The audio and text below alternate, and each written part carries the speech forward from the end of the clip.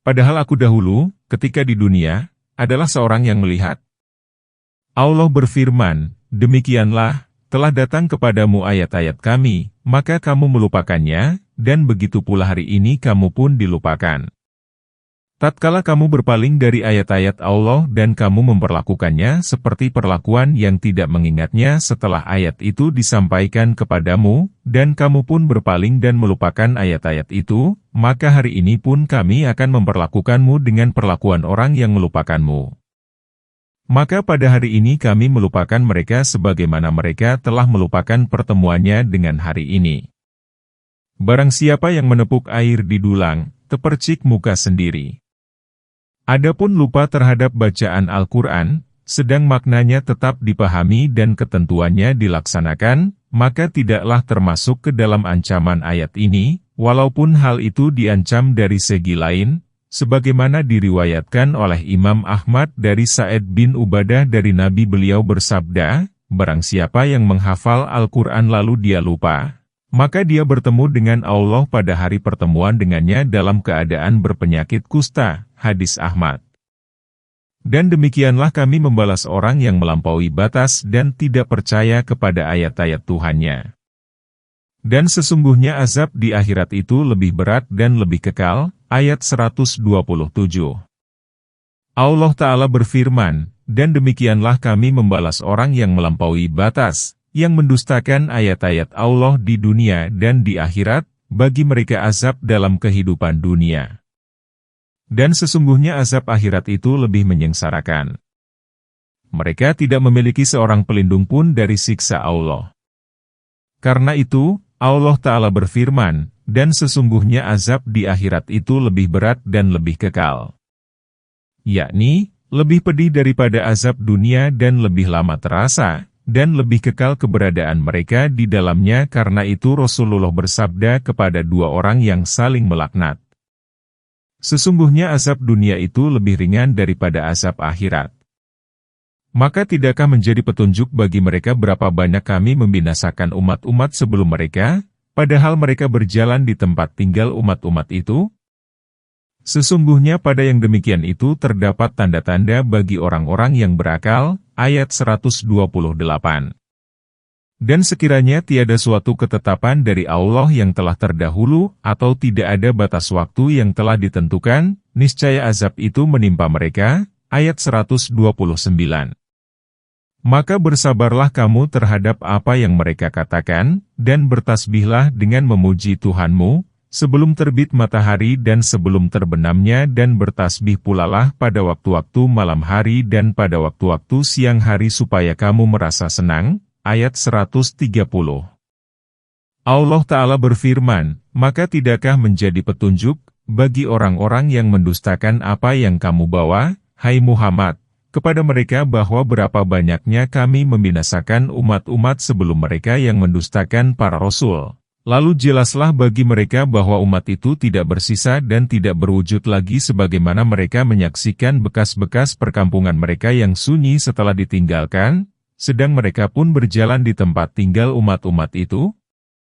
Sesungguhnya pada yang demikian itu terdapat tanda-tanda bagi orang-orang yang berakal, sehat dan lurus. Dan sekiranya tiada suatu ketetapan dari Allah yang telah terdahulu, atau tidak ada batas waktu yang telah ditentukan, niscaya azab itu menimpa mereka. Yakni, kalaulah tiada firman Allah terdahulu yang menetapkan bahwa Dia tidak akan menyiksa seorang pun sebelum Dia menegakkan alasan kepadanya, niscaya azab itu menimpa mereka di dunia secara mendadak. Namun, Dia telah menetapkan bahwa pengazaban atas mereka itu pada batas waktu yang telah ditetapkan, yaitu pada hari akhirat.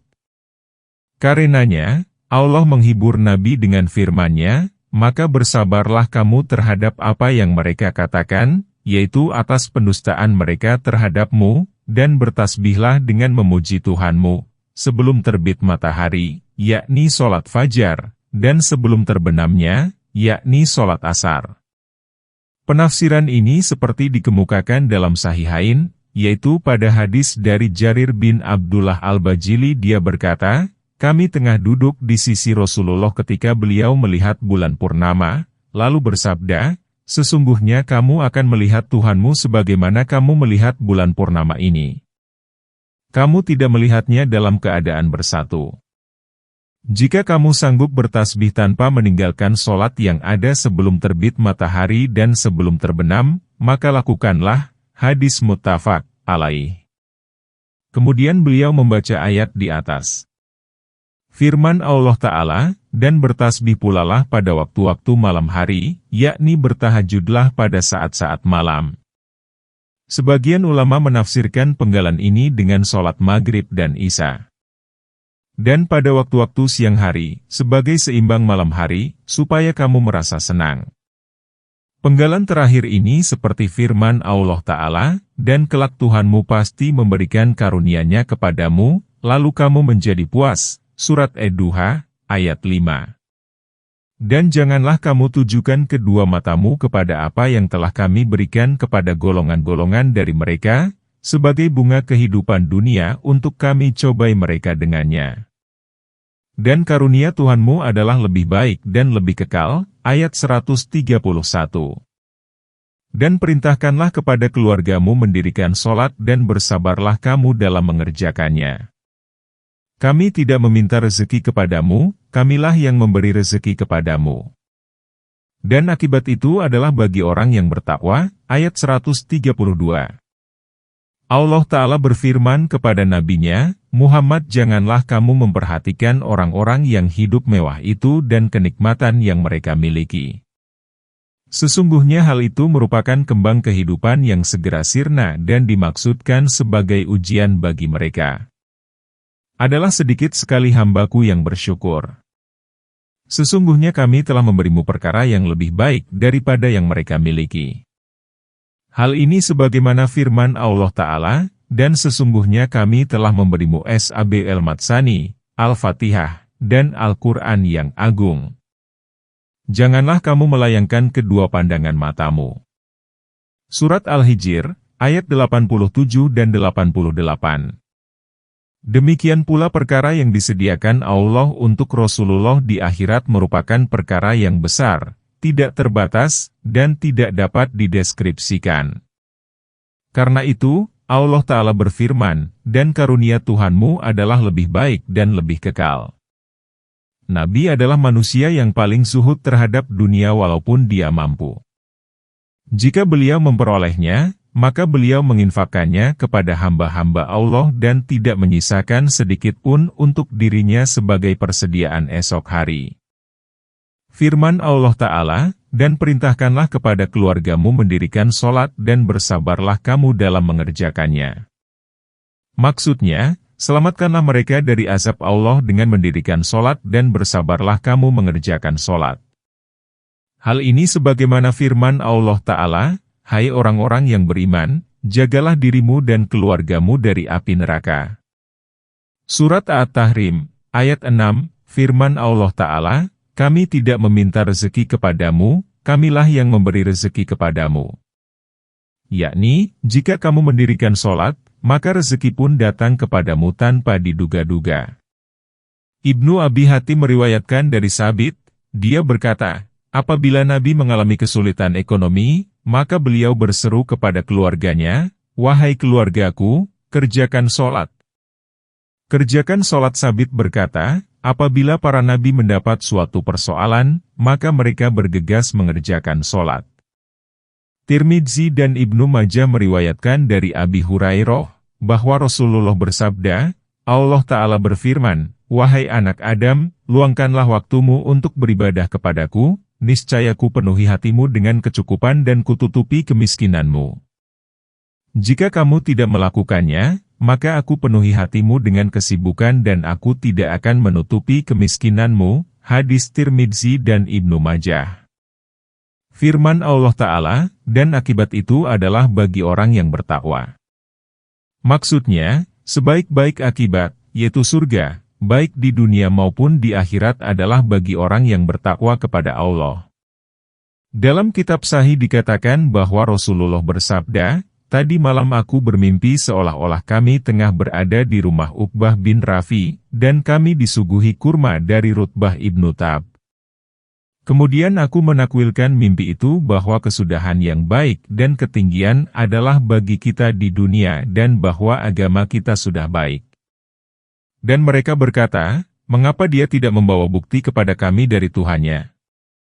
Dan apakah belum datang kepada mereka bukti yang nyata dari apa yang tersebut di dalam kitab-kitab terdahulu?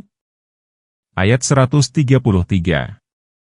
Dan sekiranya kami binasakan mereka dengan suatu azab sebelum Al-Quran itu, niscaya mereka berkata, ya Tuhan kami, mengapa tidak Engkau utus seorang Rasul kepada kami, lalu kami mengikuti ayat-ayat Engkau sebelum kami menjadi hina dan rendah. Ayat 134. Katakanlah, masing-masing menanti. Maka nantikanlah oleh kamu sekalian. Maka kamu kelak akan mengetahui siapa yang menempuh jalan yang lurus dan siapa yang telah mendapat petunjuk. Ayat 135. Allah Ta'ala memberitahukan ucapan kaum kafir yang berbunyi, mengapa Muhammad tidak membawa kepada kami bukti dari Tuhannya yang menunjukkan kepada kebenaran ucapannya bahwa dia seorang Rasul Allah. Maka Allah Ta'ala berfirman, dan apakah belum datang kepada mereka bukti yang nyata dari apa yang tersebut di dalam kitab-kitab terdahulu? Yakni, apakah mereka tidak melihat di dalam Al-Quran yang mulia berita orang-orang terdahulu dan peristiwa yang menimpa mereka pada masa lalu, padahal dia adalah orang yang ummi, tidak dapat menulis, membaca, dan tidak belajar kepada ahli kitab. Sesungguhnya Al-Quran itu memelihara kitab-kitab terdahulu, membenarkan isinya yang sahih, dan menjelaskan isinya yang salah dan didustakan. Dalam Sahihain diriwayatkan bahwa Rasulullah bersabda, tiada seorang nabi pun melainkan dia diberi sebagian ayat, mukjizat, namun tidak ada manusia yang beriman kepada nabi yang seperti itu. Sesungguhnya apa yang aku terima adalah wahyu yang diwahyukan Allah kepadaku. Maka aku berharap kiranya aku menjadi nabi yang paling banyak pengikutnya pada hari kiamat. Hadis muttafaq alaih. Di sini Allah menuturkan ayat terbesar yang diberikan, yaitu Al-Quran. Sesungguhnya dia pun memiliki sejumlah mukjizat yang tidak tertandingi, sebagaimana hal ini dijelaskan dalam kitab-kitab mengenai hal itu. Kemudian Allah Ta'ala berfirman, dan sekiranya kami binasakan mereka dengan suatu azab sebelum Al-Quran itu, niscaya mereka berkata, ya Tuhan kami, mengapa tidak Engkau utus seorang Rasul kepada kami? Yakni, jika kami membinasakan mereka sebelum kami mengutus Rasul yang mulia ini kepada mereka dan menurunkan Al-Quran yang mulia, niscaya mereka mengatakan, ya Tuhan kami, mengapa tidak Engkau utus seorang Rasul kepada kami, sebelum Engkau membinasakan kami sehingga kami beriman dan mengikutinya. Hal ini sebagaimana firman Allah Ta'ala, lalu kami mengikuti ayat-ayat Engkau sebelum kami menjadi hina dan rendah. Allah Ta'ala menjelaskan bahwa mereka hanyalah mengada-ada dan ingkar. Hal ini sebagaimana firman Allah Ta'ala, dan apabila datang kepada mereka seluruh ayat, niscaya mereka tidak beriman, hingga mereka melihat azab yang pedih. Kemudian Allah Ta'ala berfirman, hai Muhammad, katakanlah, kepada orang-orang yang mendustakanmu dan terus-menerus dalam kekafiran, masing-masing, kami dan kamu, menanti. Maka nantikanlah oleh kamu sekalian. Maka kamu kelak akan mengetahui siapa yang menempuh jalan yang lurus dan siapa yang telah mendapat petunjuk, kepada kebenaran dan jalan yang terarah. Ayat ini seperti firman Allah Ta'ala, kelak mereka akan mengetahui siapakah yang sebenarnya amat pendusta lagi sombong. Surat Al-Homar ayat 26. Demikianlah ringkasan tafsir surat Toha. Kepunyaan Allah lah segala puja dan karunia. Kami memohon taufik dan jalan lurus kepadanya. Surah ke-21, Al-Anbiya. Surah Makkiyah 112 ayat, diturunkan setelah surah Ibrahim. Dengan nama Allah yang Maha Pemurah dan Maha Pengasih. Telah dekat kepada manusia hari menghisap segala amalan mereka, sedang mereka berada dalam kelalaian lagi berpaling. Ayat 1. Tidak datang kepada mereka suatu ayat Al-Quran pun yang baru dari Tuhan mereka melainkan mereka mendengarnya, sedang mereka bermain-main. Ayat 2. Hati mereka dalam keadaan lalai. Dan mereka yang zalim itu merahasiakan pembicaraan mereka, orang ini tidak lain hanyalah seorang manusia seperti kamu, maka apakah kamu menerima sihir itu, padahal kamu menyaksikannya? Ayat 3. Berkatalah Muhammad, Tuhanku mengetahui semua perkataan di langit dan di bumi dan Dialah yang maha mendengar lagi maha mengetahui. Ayat 4. Bahkan mereka berkata, mimpi-mimpi yang kacau, bahkan diada-adakan olehnya, dan dia sendiri seorang penyair. Maka hendaknya dia mendatangkan kepada kita suatu mukjizat sebagaimana rasul-rasul yang telah lalu diutus. Ayat 5. Tidak ada suatu negeri pun yang beriman yang kami telah membinasakannya sebelum mereka, maka apakah mereka akan beriman? Ayat 6. Kelompok ayat ini merupakan peringatan dari Allah Azza wa Jalla, Allah yang maha mulia dan maha besar, tentang dekatnya kiamat, sedang mereka berada dalam kelalaian terhadapnya sehingga tidak beramal saleh untuknya dan tidak mempersiapkan diri untuk menghadapinya. An-Nasai meriwayatkan dari Abu Said, dari Nabi, mereka dalam kelalaian lagi berpaling. Beliau bersabda, yaitu di dunia, hadis An-Nasai. Allah Ta'ala berfirman, urusan Allah itu pasti datang. Maka janganlah kamu memintanya disegerakan. Allah berfirman, kiamat telah dekat dan bulan terbelah. Jika mereka melihat suatu tanda, mukjizat, maka mereka berpaling dan berkata, mukjizat. Itu adalah sihir yang terus-menerus, Surat Al-Qamar, ayat 1 dan 2.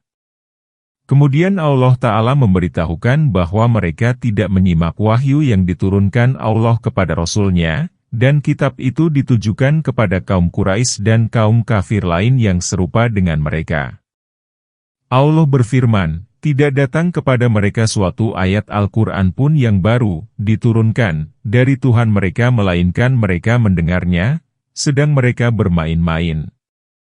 Ibnu Abbas berkata, mengapa kamu sekalian malah bertanya kepada ahli kitab ihwal kitab yang ada pada mereka, padahal mereka telah mengubah, mengganti, menambah, dan mengurangi isinya, sementara kitabmu merupakan kitab Allah yang terbaru. Demi Allah, kamu akan menjumpai kitab itu murni, belum terkontaminasi. Riwayat ini pun dikemukakan oleh Bukhari. Firman Allah Ta'ala, dan mereka yang zalim itu merahasiakan pembicaraan mereka. Yakni mereka mengobrol dengan berbisik-bisik, orang ini tidak lain hanyalah seorang manusia seperti kamu. Yang dimaksud oleh mereka adalah Rasulullah. Mereka menganggap mustahil dia sebagai nabi, sebab dia adalah manusia seperti mereka sendiri. Bagaimana mungkin dia sendiri yang menerima wahyu, sedang mereka tidak? Karena itu Allah berfirman, maka apakah kamu menerima sihir itu, padahal kamu menyaksikannya? Yakni, mengapa kamu mengikutinya sehingga kamu akan menjadi penampil dan pengajar sihir? Kemudian Allah membantah kebohongan yang mereka ada-adakan itu, berkatalah Muhammad, Tuhanku mengetahui semua perkataan di langit dan di bumi. Yakni, tidak ada satu perkara pun yang samar bagi zat yang mengetahui hal itu. Dia mengetahui rahasia yang ada di langit dan di bumi.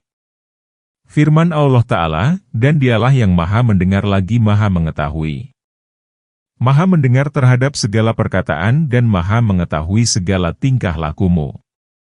Penggalan ini mengandung ancaman yang keras bagi mereka. Firman Allah Ta'ala, bahkan mereka berkata, mimpi-mimpi yang kacau, bahkan diada-adakan olehnya. Penggalan ini memberitahukan pembangkangan kaum kafir, keingkaran mereka, kebingungan mereka terhadap apa yang diterangkan Al-Quran, dan kesesatan mereka dalam memandang Al-Quran. Kadang-kadang mereka memandangnya sebagai sihir, kadang-kadang sebagai puisi, kadang-kadang sebagai mimpi-mimpi yang kacau, dan kadang-kadang sebagai perkataan yang diada-adakan. Hal ini sebagaimana firman Allah Ta'ala, perhatikanlah bagaimana mereka telah membuat berbagai macam perumpamaan bagimu sehingga mereka pun tersesat, maka mereka tidak dapat menempuh jalan yang benar. Firman Allah Ta'ala, maka hendaknya dia mendatangkan kepada kita suatu mukjizat sebagaimana rasul-rasul yang telah lalu diutus. Yang mereka maksud ialah seperti unta Nabi Soleh dan aneka mukjizat yang diberikan kepada Musa dan Isa.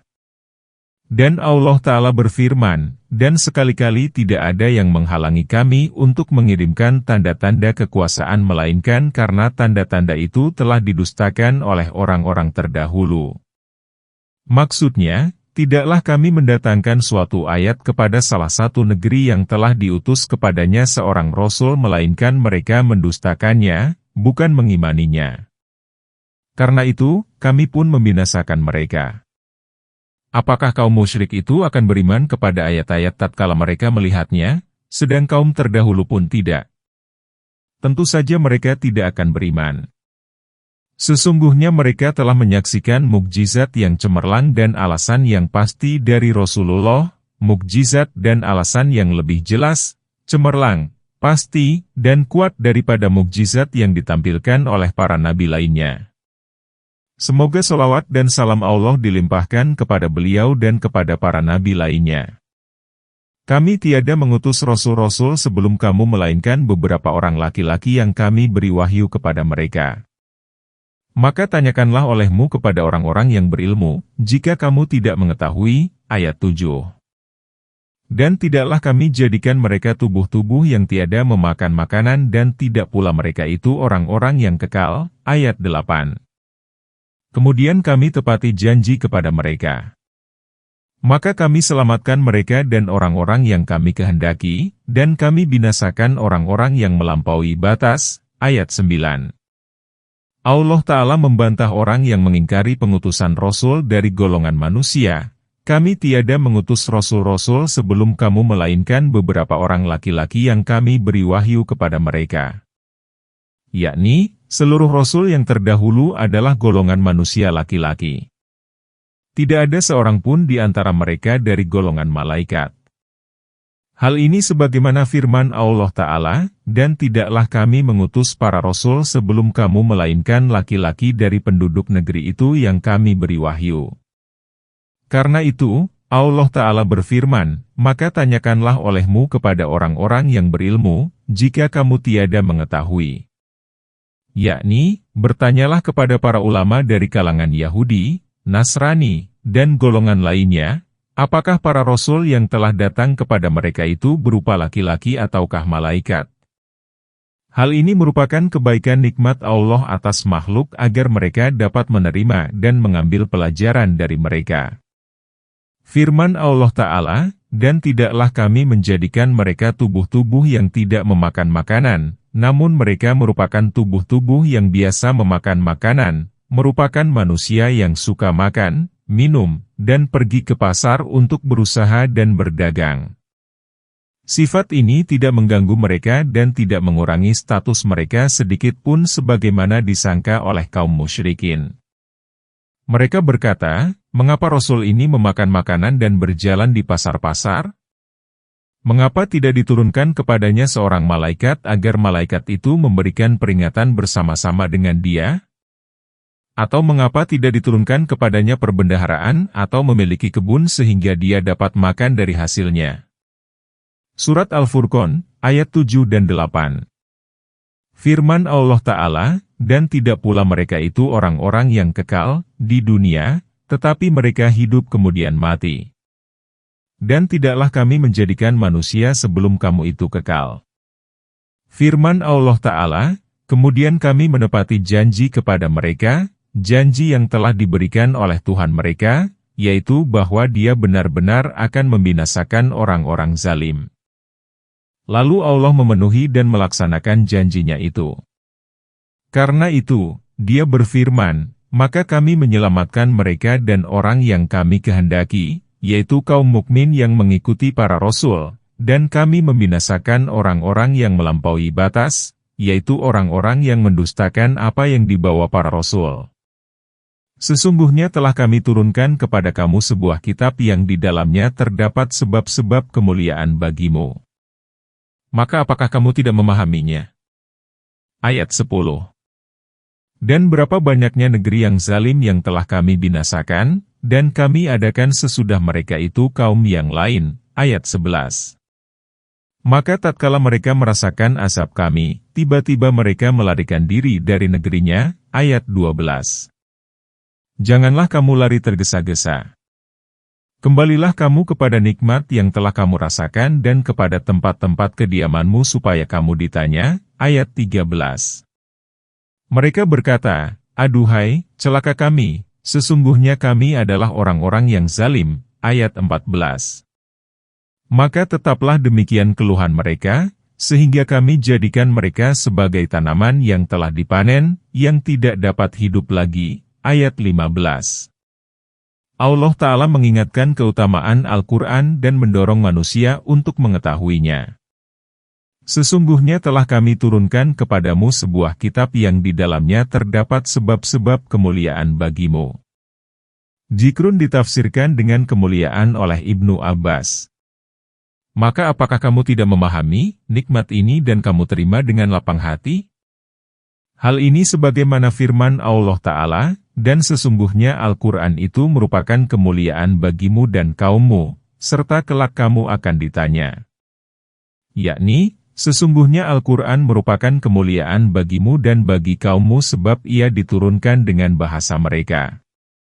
Firman Allah Ta'ala, dan berapa banyaknya negeri yang zalim yang telah kami binasakan, adalah seperti firman Allah Ta'ala, berapa banyaknya kota yang kami telah membinasakannya, yang penduduknya dalam keadaan zalim, maka kota itu roboh menutupi atap-atapnya. Surat Al-Hajj, ayat 45. Firman Allah Ta'ala, dan kami adakan sesudah mereka itu kaum yang lain, yakni umat lain sepeninggal mereka. Maka tatkala mereka merasakan azab kami, yakni meyakini terjadinya azab sebagaimana telah diancamkan oleh Nabi kepada mereka, tiba-tiba mereka melarikan diri dari negerinya. Janganlah kamu lari tergesa-gesa. Kembalilah kamu kepada nikmat yang telah kamu rasakan dan kepada tempat-tempat kediamanmu. Penggalan ini untuk membungkam dan mengolok-olok mereka.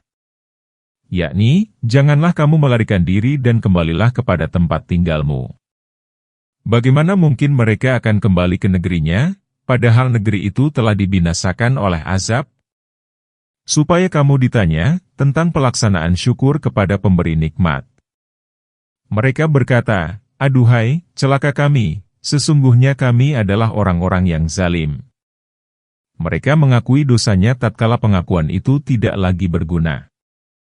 Maka tetaplah demikian keluhan mereka, sehingga kami jadikan mereka sebagai tanaman yang telah dipanen dan tidak dapat hidup lagi. Yakni, ucapan pengakuan kezaliman itu senantiasa mereka lontarkan hingga kami memanen mereka sampai ludas dan membungkam suara dan gerak mereka dengan total. Dan tidaklah kami ciptakan langit dan bumi dan segala yang ada di antara keduanya dengan bermain-main. Ayat 16.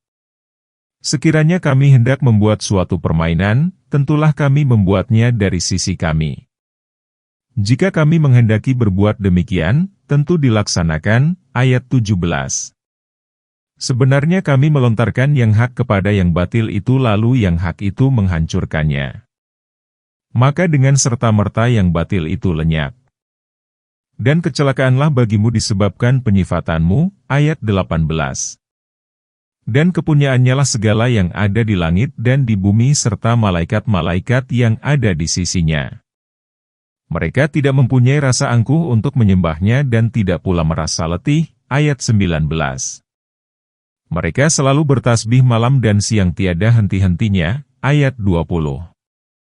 Allah Ta'ala memberitahukan bahwa Dia telah menciptakan bumi dan langit dengan benar, yakni dengan adil, agar Dia membalas orang-orang yang beramal buruk dengan keburukan dan membalas orang-orang yang beramal baik dengan kebaikan. Sesungguhnya Dia tidak menciptakan perkara itu dengan main-main. Hal ini sebagaimana firman Allah Ta'ala, dan tidaklah kami menciptakan langit, bumi, dan perkara yang ada di antara keduanya dengan salah. Itulah dugaan orang-orang kafir.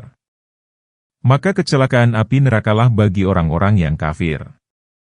Firman Allah Ta'ala, sekiranya kami hendak membuat suatu permainan, tentulah kami membuatnya dari sisi kami.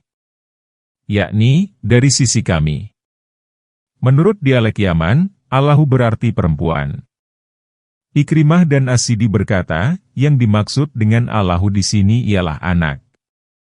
Arti yang baru disebutkan ini dengan yang sebelumnya adalah saling berkaitan. Sehubungan dengan firman Allah Ta'ala, niscaya kami membuatnya berupa bidadari.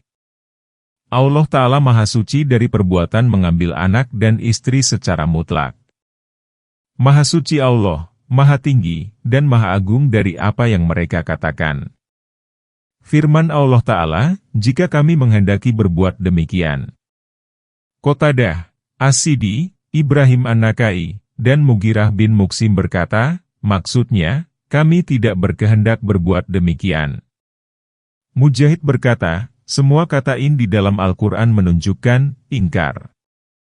Firman Allah Ta'ala, sebenarnya kami melontarkan yang hak kepada yang batil itu, yakni kami menjelaskan yang hak sehingga teranglah salahnya kebatilan itu. Karena itu, Allah Ta'ala berfirman, lalu yang hak itu menghancurkannya.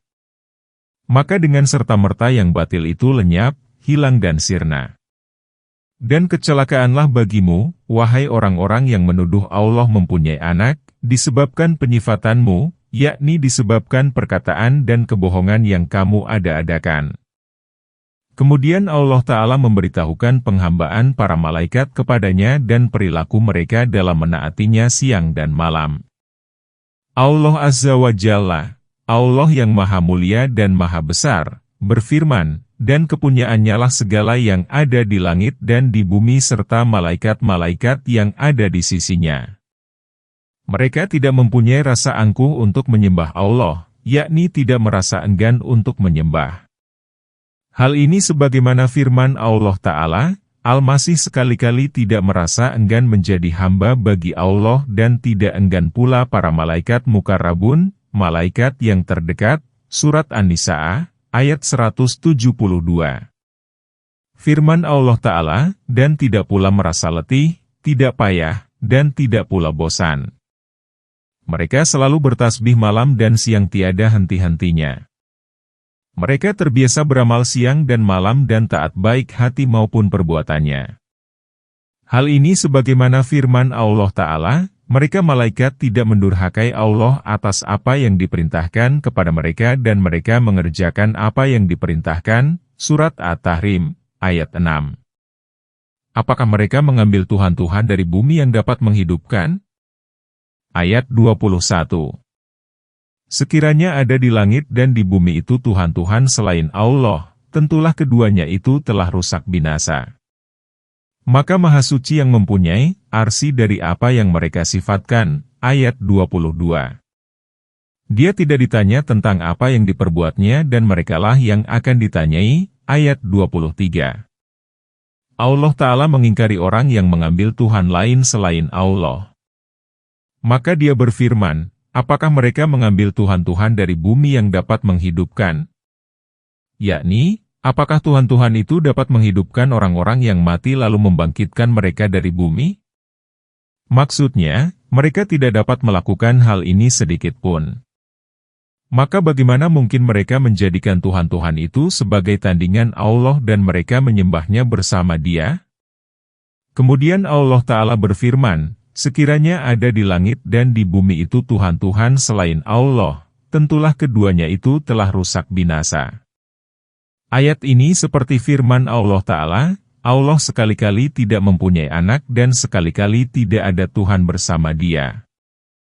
Jika ada Tuhan bersama Dia, maka masing-masing Tuhan itu akan membawa makhluk yang diciptakannya, dan sebagian dari Tuhan-Tuhan itu akan mengalahkan sebagian yang lain.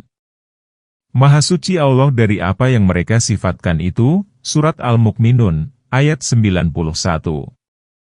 Sedangkan di dalam surah ini Allah berfirman, maka Maha Suci yang mempunyai arsi dari apa yang mereka sifatkan. Yakni, Maha Suci, Maha Tinggi, dan Maha Bersih Allah dari apa yang diada-adakan dan didustakan oleh mereka. Firman Allah Ta'ala, Dia tidak ditanya tentang apa yang diperbuatnya dan merekalah yang akan ditanyai. Yakni, Dialah yang Maha memutuskan. Tidak ada yang dapat menolak keputusannya. Yang maha bijaksana lagi maha mengetahui berarti tidak ada seorang pun yang dapat menandingi kebijaksanaan, pengetahuan, keadilan, dan kelembutannya. Tatkala sifat Allah itu seperti demikian, maka dia tidak akan ditanya tentang apa yang dilakukannya, karena dia hanya melakukan kebaikan. Keburukan tidaklah pantas baginya dan dia pun tidak melakukannya. Maka dia tidak ditanya mengenai sesuatu yang dikerjakannya. Adapun terhadap makhluk maka Allah Ta'ala akan menanyai kebaikan atau keburukan yang mereka lakukan. Dengan demikian, jelaslah maksud firman Allah Ta'ala, dia tidak ditanya tentang apa yang diperbuatnya dan merekalah yang akan ditanyai. Apakah mereka mengambil Tuhan-Tuhan selain dia? Katakanlah, tampilkanlah alasan MU. Ini adalah peringatan bagi orang-orang yang bersamaku dan peringatan bagi orang-orang yang sebelumku. Sebenarnya kebanyakan mereka tidak mengetahui yang hak, karena itu mereka berpaling, ayat 24. Dan kami tidak mengutus seorang rasul pun sebelum kamu, melainkan kami wahyukan kepadanya, bahwasanya tidak ada Tuhan melainkan aku. Maka sembahlah aku oleh kamu sekalian, ayat 25. Allah Ta'ala berfirman, apakah mereka mengambil Tuhan-Tuhan selain dia? Katakanlah, hai Muhammad, tampilkanlah alasanmu, yakni dalil perkataanmu. Ini, yakni Al-Quran, adalah peringatan bagi orang-orang yang bersamaku dan peringatan bagi orang-orang yang sebelumku. Peringatan bagi orang yang sebelumku ialah kitab-kitab terdahulu yang dipandang dan diduga oleh mereka secara berbeda. Setiap kitab yang diturunkan kepada setiap nabi yang diutus menegaskan bahwa tidak ada Tuhan melainkan Allah dan mengajak manusia untuk menyembah Allah yang Maha Esa, tiada sekutu baginya. Fitrah membuktikan hal itu. Sementara kaum musyrik tidak memiliki dalil. Alasan mereka di sisi Tuhannya batil. Mereka mendapat murka dan azab yang berat. Dan mereka berkata, Tuhan yang Maha Pemurah telah mengambil anak. Maha Suci Allah. Sebenarnya mereka merupakan hamba-hamba yang dimuliakan, ayat 26. Mereka itu tidak mendahuluinya dengan perkataan dan mereka mengerjakan perintah-perintahnya, ayat 27. Allah mengetahui segala sesuatu yang ada di hadapan mereka dan yang ada di belakang mereka. Mereka tidak memberi syafaat melainkan kepada orang yang diridhai Allah, dan mereka itu selalu berhati-hati karena takut kepadanya, ayat 28. Dan barang siapa di antara mereka yang mengatakan, sesungguhnya aku adalah Tuhan selain dari Allah, maka orang itu kami beri balasan dengan jahanam. Demikianlah kami memberi balasan kepada orang-orang yang zalim, ayat 29. Sebagian orang Arab berkata, sesungguhnya para malaikat itu adalah anak-anak perempuan Allah. Maka dia berfirman, Maha Suci Allah. Sebenarnya mereka merupakan hamba-hamba yang dimuliakan. Yakni, mereka berada di sisinya pada kedudukan yang tinggi. Mereka sangat taat kepadanya baik dalam ucapan maupun dalam perbuatan. Mereka itu tidak mendahuluinya dengan perkataan dan mereka mengerjakan perintah-perintahnya. Tidaklah mereka diberi perintah melainkan mereka bergegas untuk mengerjakannya. Ilmu Allah meliputi mereka sehingga tidak ada satu persoalan malaikat pun yang samar baginya. Allah mengetahui segala sesuatu yang ada di hadapan mereka dan yang ada di belakang mereka. Firman Allah Ta'ala, mereka tidak memberi syafaat melainkan kepada orang yang diridhai Allah, adalah seperti firman Allah Ta'ala, dan tidaklah berguna syafaat di sisinya kecuali bagi orang yang telah diberi izin olehnya, Surat Saba, ayat 23. Firman Allah Ta'ala, dan mereka itu selalu berhati-hati karena takut kepadanya. Dan barang siapa di antara mereka yang mengatakan, sesungguhnya aku adalah Tuhan selain dari Allah. Yakni, barang siapa di antara mereka yang mengaku bahwa dirinya adalah Tuhan bersama Allah, maka orang itu kami beri balasan dengan jahanam. Demikianlah kami memberi balasan kepada orang-orang yang zalim, yakni setiap orang yang mengatakan demikian. Berkata demikian merupakan syarat, dan syarat tidak mesti ada. Hal ini sebagaimana firman Allah Ta'ala, katakanlah, jika Tuhan yang Maha Pemurah memiliki anak maka aku akan menjadi orang pertama menyembah. Surat Az-Zukhruf, ayat 81. Dan seperti firman Allah Ta'ala, jika kamu syirik, niscaya hapuslah amalmu dan niscaya kamu termasuk orang-orang yang merugi. Surat Az-Zumar, ayat 65. Dan apakah orang-orang yang kafir tidak mengetahui bahwasanya langit dan bumi itu keduanya dahulu merupakan sesuatu yang padu, kemudian kami pisahkan antara keduanya. Dan dari air kami jadikan segala sesuatu yang hidup. Maka mengapa mereka tidak juga beriman? Ayat 30. Dan kami telah menjadikan di bumi ini gunung-gunung yang kokoh supaya bumi tidak guncang bersama mereka. Dan telah kami jadikan di bumi itu jalan-jalan yang luas agar mereka mendapat petunjuk. Ayat 31. Dan kami menjadikan langit itu sebagai atap yang terpelihara, sedang mereka berpaling dari tanda-tanda yang terdapat padanya. Ayat 32. Dan dialah yang telah menciptakan malam dan siang, matahari dan bulan. Masing-masing itu beredar di dalam garis edarnya. Ayat 33. Allah Ta'ala berfirman, dan apakah orang-orang yang kafir tidak mengetahui? Apakah orang-orang yang mengingkari ketuhanan Allah dan yang menyembah Tuhan lain bersamanya itu mengetahui bahwa Allah lah yang menciptakan makhluk dan mengatur segalanya secara mandiri dan bahwasanya langit dan bumi itu keduanya dahulu merupakan sesuatu yang padu? Yakni, dari satu bongkahan yang menyatu. Kemudian dia memisahkan bumi dari langit, lalu dia menjadikan langit dan bumi masing-masing 7 lapis. Firman Allah Ta'ala, dan dari air kami jadikan segala sesuatu yang hidup, yakni pangkal bagi setiap yang hidup. Imam Ahmad meriwayatkan dari Abu Hurairah dia berkata, aku berkata, wahai Rasulullah, sesungguhnya apabila aku melihatmu, maka senanglah hatiku dan sukacitalah aku. Maka beritahukanlah kepadaku ihwal segala perkara. Beliau bersabda, segala makhluk tercipta dari air. Aku berkata, beritahukanlah kepadaku sebuah amalan yang jika aku lakukan, maka aku akan masuk surga. Beliau bersabda, sebarkanlah ucapan salam, berilah makanan, sambungkanlah tali silaturahmi, dan dirikanlah sholat malam tatkala orang-orang terlelap tidur. Kemudian Allah akan memasukkanmu ke dalam surga dengan aman. Hadis Ahmad. Sanad hadis ini memenuhi kriteria Bukhari dan Muslim. Namun, Abu Maimunah yang nama sebenarnya Salim, termasuk salah seorang sanad hadis kumpulan kitab Sunan. Sementara Tirmidzi mensahihkannya.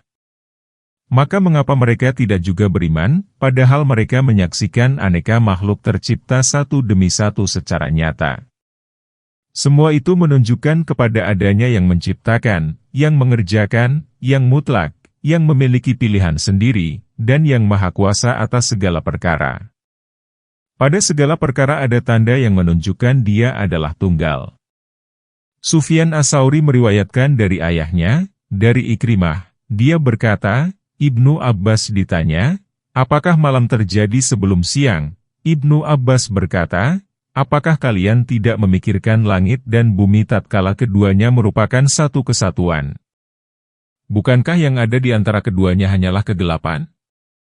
Hal itu agar kamu memahami bahwa malam terjadi sebelum siang. Firman Allah Ta'ala, dan kami telah menjadikan di bumi ini gunung-gunung yang kokoh, gunung-gunung yang menghunjam ke bumi, mengokohkannya, dan memberatinya sehingga bumi tidak bergoyang dan bergerak termasuk manusia yang ada di atasnya. Jika bergoyang maka tidak tercapailah kekokohan di atasnya, sebab 3/4 bumi itu digenangi air, lalu air diterpa oleh sinar matahari dan udara sehingga penghuni bumi dapat melihat langit dan tanda kekuasaan yang cemerlang, hikmah, serta aneka dalil yang ada di langit. Firman Allah Ta'ala, dan telah kami jadikan di bumi itu jalan-jalan yang luas, membentang di bukit-bukit yang dapat kamu tempuh untuk beralih dari satu daerah ke daerah lain dan dari satu wilayah ke wilayah yang lain. Karena itu, Allah Ta'ala berfirman, agar mereka mendapat petunjuk. Firman Allah Ta'ala, dan kami menjadikan langit itu sebagai atap yang terpelihara. Yakni, Dia menjadikan langit sebagai atap yang seperti kubah bagi bumi. Hal ini seperti firman Allah Ta'ala, maka apakah mereka tidak melihat akan langit yang ada di atas mereka, bagaimana kami meninggikannya dan menghiasinya dan langit itu tidak mempunyai retak-retak sedikit pun? Surat Qaf, ayat 6. Terpelihara berarti terjaga dari keterjangkauan. Firman Allah Ta'ala, sedang mereka berpaling dari tanda-tanda yang terdapat padanya. Mereka tidak memikirkan kelapangan yang sangat luas, ketinggian yang menjulang, dan bintang-bintang yang tetap dan yang bergerak pada malam dan siang hari yang terdapat pada ciptaan langit dan bumi. Kemudian Allah mengingatkan manusia terhadap sebagian ayatnya, dan Dialah yang telah menciptakan malam dan siang. Menciptakan malam dengan kegelapan dan ketenangannya dan menciptakan siang dengan keterangan dan kejinakannya. Kadang-kadang Dia memanjangkan malam dan memendekkan siang, dan kadang-kadang sebaliknya. Matahari dan bulan. Planet yang satu memberikan cahayanya secara khusus kepada planet yang lain pada masa tertentu secara tepat dengan perubahan dan pergerakan tertentu pula. Sementara planet yang lain memiliki sinar, perjalanan, dan ketentuan yang berbeda dari planet lainnya. Masing-masing itu beredar di dalam garis edarnya, seperti beredarnya penggolong pada batang pemintal. Demikianlah kata Ibnu Abbas. Kami tidak menjadikan hidup abadi bagi seorang manusia pun sebelum kamu. Maka jika kamu mati, apakah mereka akan kekal? Ayat 34. Tiap-tiap yang berjiwa akan merasakan mati. Kami akan menguji kamu dengan keburukan dan kebaikan sebagai cobaan. Dan hanya kepada Kamilah kamu dikembalikan, ayat 35. Allah Ta'ala berfirman, kami tidak menjadikan hidup abadi di dunia bagi seorang manusia pun sebelum kamu, hai Muhammad. Ayat ini telah dijadikan dalil oleh sebagian ulama untuk mengatakan bahwa Khidir telah mati dan tidak hidup sampai sekarang, sebab dia adalah manusia baik dia sebagai wali, nabi, maupun rasul. Sesungguhnya Allah telah berfirman, kami tidak menjadikan hidup abadi bagi seorang manusia pun sebelum kamu. Allah Ta'ala berfirman, maka jika kamu mati, hai Muhammad, apakah mereka akan kekal? Maksudnya, akan diberi tangguh sehingga tetap hidup sepeninggalmu. Hal ini tidak akan pernah terjadi. Tetapi, semuanya akan binasa. Karena itu, Allah Ta'ala berfirman, tiap-tiap yang berjiwa akan merasakan mati. Firman Allah Ta'ala, kami akan menguji kamu dengan keburukan dan kebaikan sebagai cobaan.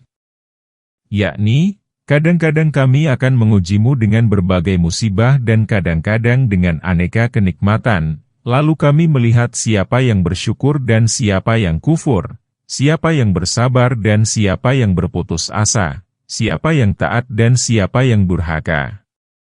Firman Allah Ta'ala, dan hanya kepada Kamilah kamu dikembalikan, lalu kami membalasmu sesuai dengan perbuatanmu.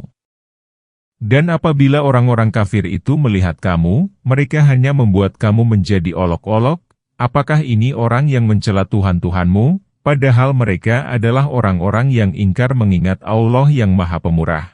Ayat 36. Manusia telah dijadikan tergesa-gesa.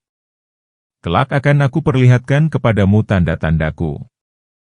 Maka janganlah kamu minta kepadaku mendatangkannya dengan segera. Ayat 37. Allah Ta'ala berfirman kepada Nabi, dan apabila orang-orang kafir itu, yaitu kaum kafir Quraisy seperti Abu Jahal dan semacamnya, melihat kamu, mereka hanya membuat kamu menjadi olok-olok.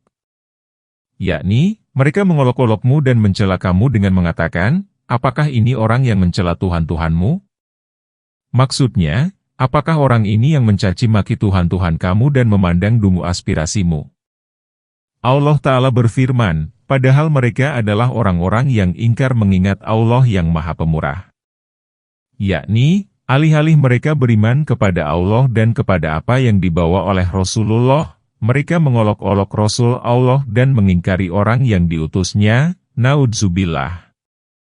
Mereka memandang Muhammad telah menyesatkan kaum kafir Quraisy dari Tuhannya, kalaulah mereka tidak bertahan. Maka Allah membantah mereka dengan firman-Nya, kelak mereka akan mengetahui, pada saat mereka melihat azab, siapakah yang sesat jalannya. Firman Allah Ta'ala, manusia telah dijadikan tergesa-gesa, adalah seperti firman Allah, adalah manusia itu bersifat tergesa-gesa, surat Al-Isra ayat 11. Hikmah dari penyebutan ketergesa-gesaan manusia dalam ayat ini ialah bahwa tatkala Allah menceritakan orang-orang yang mengolok-olok Rasulullah, maka timbullah dalam diri mereka cepatnya hukuman akan turun, lalu memintanya untuk timbul disegerakan. Maka Allah berfirman, manusia diciptakan bersifat tergesa-gesa, karena dia akan memberi tangguh kepada menyiksanya, maka tidak diberi tangguh lagi sedikitpun. Siksa ditangguhkan lalu disegerakan, ditunda, lalu tiada lagi penundaan, karena itu dia berfirman, kelak akan aku perlihatkan kepadamu tanda-tandaku, yakni siksa, hukum, dan ketetapanku bagi orang yang mendurhakai aku. Maka janganlah kamu minta kepadaku mendatangkannya dengan segera.